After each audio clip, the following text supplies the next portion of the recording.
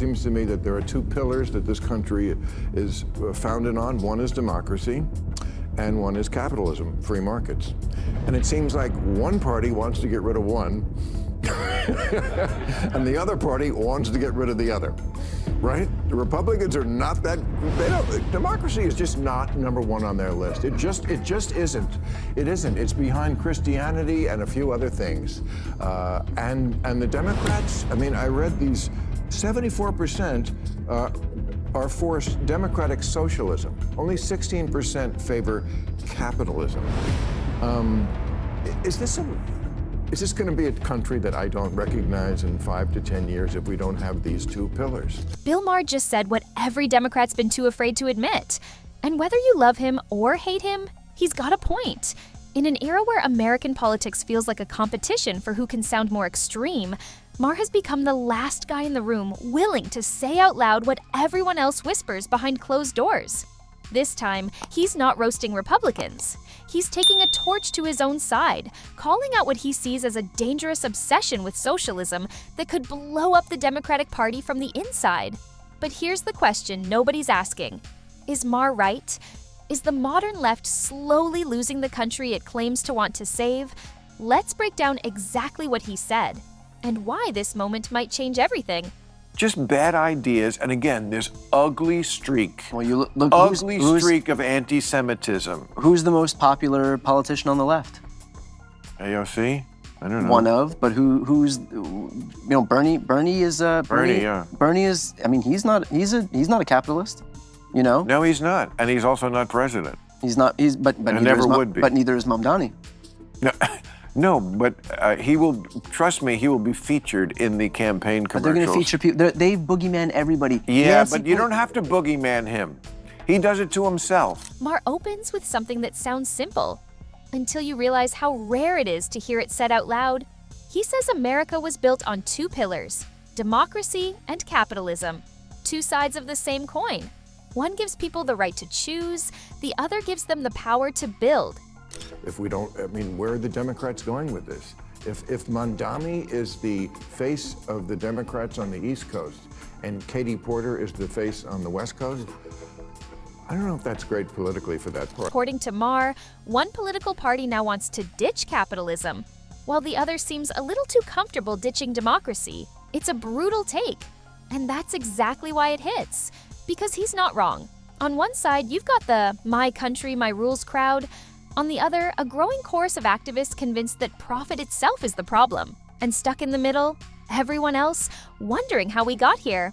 Maher zeroes in on a new face of this shift, Zohran Mamdani, a democratic socialist from New York, pushing ideas that sound at first like a utopian dream. Rent freezes, government grocery stores, free public transit. It's a wish list tailor-made for TikTok. But Maher's point is brutal in its simplicity. These ideas sound amazing, until you remember that government-run and efficient have never exactly been best friends. He warns that the left's growing love affair with socialism isn't compassion, it's chaos dressed up as kindness. Because someone always has to pay the bill. And when the government promises free everything, the only people who end up rich are the ones printing the money.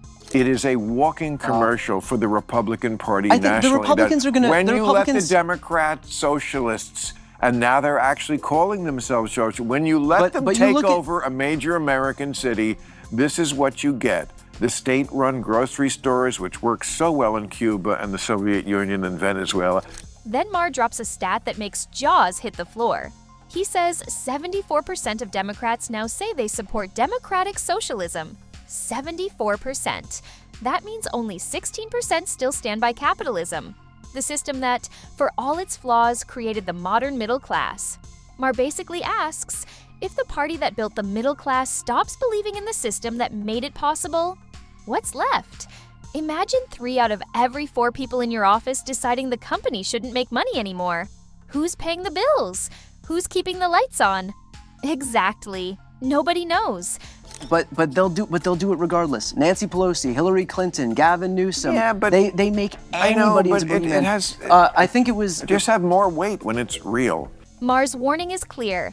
If Democrats keep elevating people like Mamdani, they're driving straight toward a cliff. Not because Americans hate fairness, But because they can smell delusion from a mile away, you can't win national elections selling economic theory that collapses under basic math. And Maher knows it. He jokes that if Mamdani becomes the face of the Democrats, Republicans won't even need campaign ads. They can just replay his speeches on loop and call it a day. It's harsh, but it's also true. It's not about the big crowds that come out to you when you're talking in a festival or wherever they are. I think it's because I think Bernie showed up at Coachella. That must have been fun for the fans. It's who shows up on Election Day. And I just don't see that's the ticket.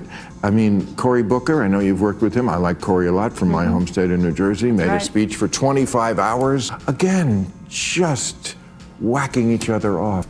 This is just not what's going to get the job done.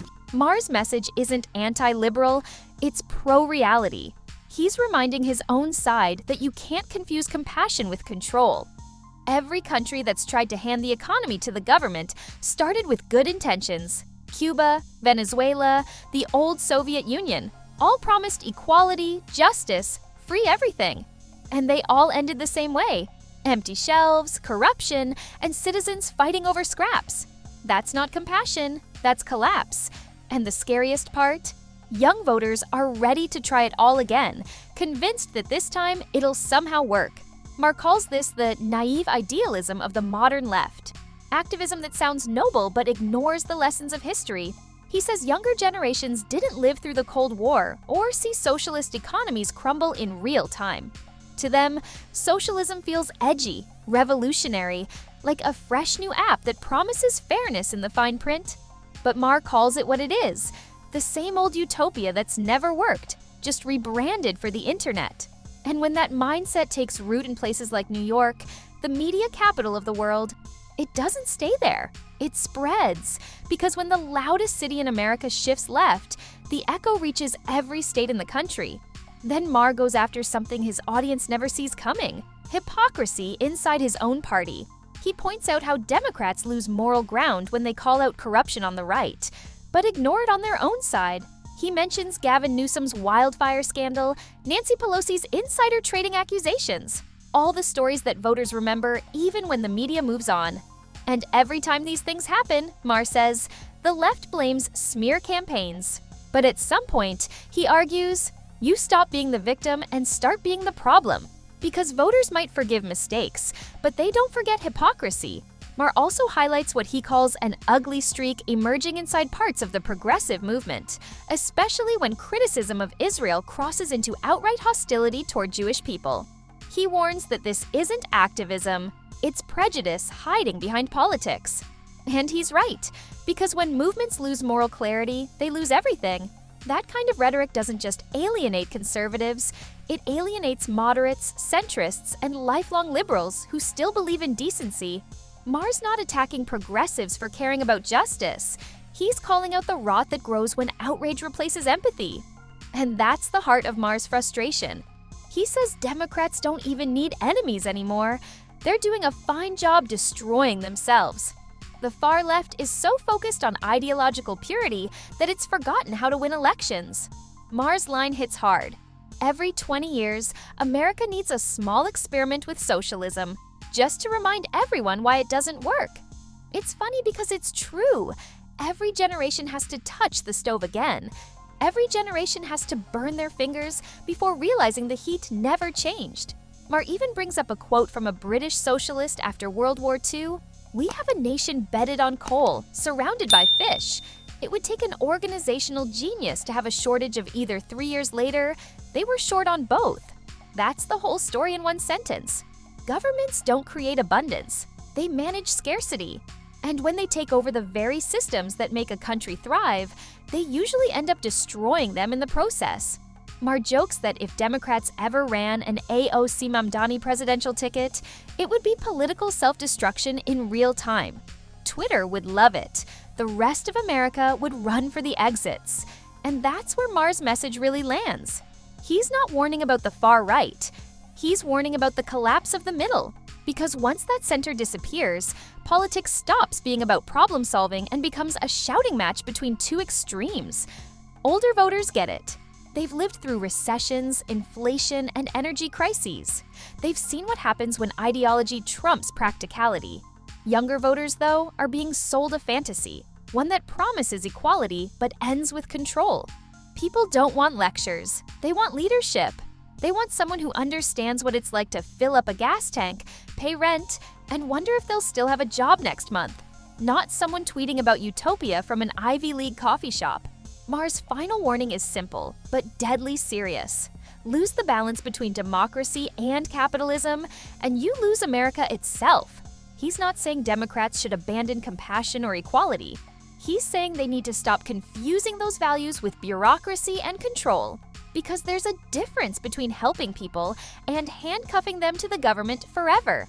Socialism always starts with promises of fairness, but it always ends the same way, with the state deciding who gets what. That's not progress. That's regression dressed up in moral language. And maybe that's why Maher's critique cuts so deep. He's not a conservative. He's a liberal who hasn't lost his grip on reality. He's angry, not because he hates his side, but because he loves what it used to stand for: free speech, personal freedom, and practical solutions over slogans. He's the rare voice saying what millions quietly feel, that the left's obsession with purity is killing its credibility. He's not trying to destroy the Democratic Party, he's trying to save it from itself. If Democrats keep romanticizing socialism and alienating moderates, they won't just lose the next election. They could lose the cultural center of America, the place where compromise, reason, and sanity live. And once that's gone, all that's left are two sides screaming across a canyon, waiting for the echo to agree with them. Maher's message is clear. America doesn't need more extremes. It needs balance. Compassion balanced with practicality. Equality balanced with opportunity. Freedom balanced with responsibility. Because when those two pillars, democracy and capitalism, stop working together, the whole structure collapses. And that's not a political loss, that's a national one. So whether you think Maher's a hero, a sellout, or just a comedian with good timing, you can't deny it. He's hitting a nerve.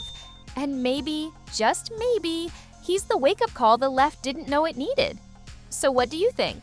Is Maher right, or just out of touch? Drop your thoughts in the comments, and if you're tired of the echo chambers on both sides, hit subscribe, because this channel's not here to pick a team, it's here to talk about what's real.